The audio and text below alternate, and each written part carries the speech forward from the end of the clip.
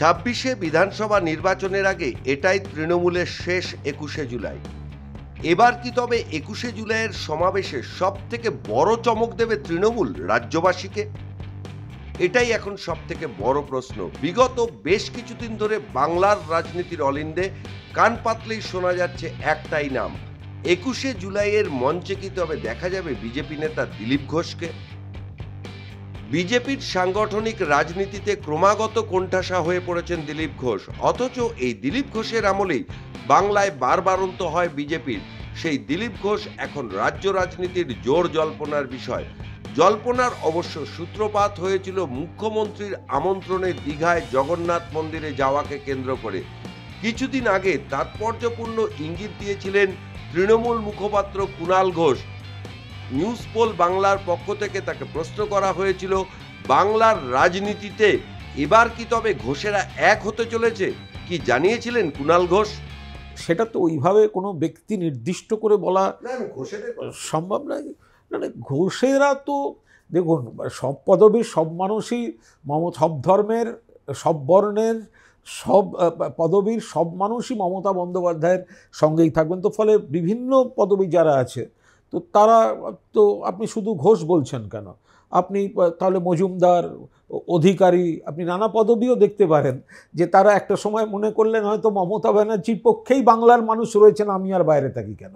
ফলে বিভিন্ন মানুষ, সব পদবী, সব গোত্রের মানুষ, সৌকালীন গোত্র থেকে শুরু করে শাণ্ডিল্য গোত্র, সব ধর্মের মানুষই হয়তো একসঙ্গে থাকতে চাইবেন। তৃণমূল প্রত্যেক বছরই 21শে জুলাইয়ের মঞ্চ থেকে কিছু না কিছু চমক দিয়ে থাকে রাজ্যবাসীকে। এবারে বিধানসভা নির্বাচনের আগে সেই মঞ্চে দিলীপ ঘোষকে দেখা যাবে কিনা, দেখা গেলেও তার ভূমিকা কি থাকবে, তাই নিয়ে নানান প্রশ্ন এখন ভাসছে হাওয়ায়। দিলীপ ঘোষ কি পাকাপাকিভাবে পদ্ম শিবিরের সঙ্গে সম্পর্ক ছিন্ন করছেন? এমন কি পরিস্থিতি তৈরি হলো যে দিলীপ ঘোষকে বিজেপি ছেড়ে তৃণমূলে যেতে হবে? উঠছে নানান প্রশ্ন। অপারেশন সিঁদুরের পর উত্তরবঙ্গে প্রধানমন্ত্রীর সভায় ডাক পাননি দিলীপ ঘোষ।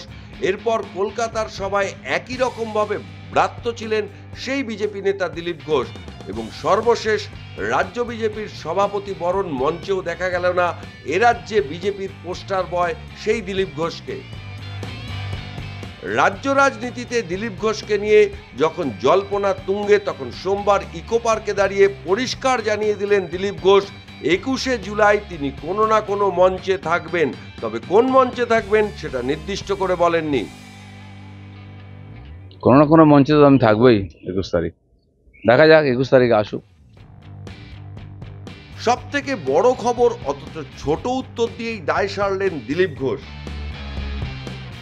জল্পনাই তো চলে, রাজনীতিতে জল্পনা নিয়েই সব চলে, দেখা যাক কি হয়।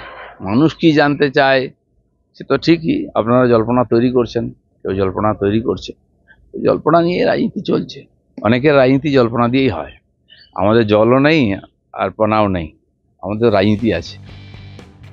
ইকো পার্কে দাঁড়িয়ে সংবাদ মাধ্যমের ক্যামেরার সামনে ইঙ্গিতপূর্ণ হাসিতে কোনো বিশেষ বার্তা রয়েছে কিনা তার উত্তর মিলবে সময় আসলে।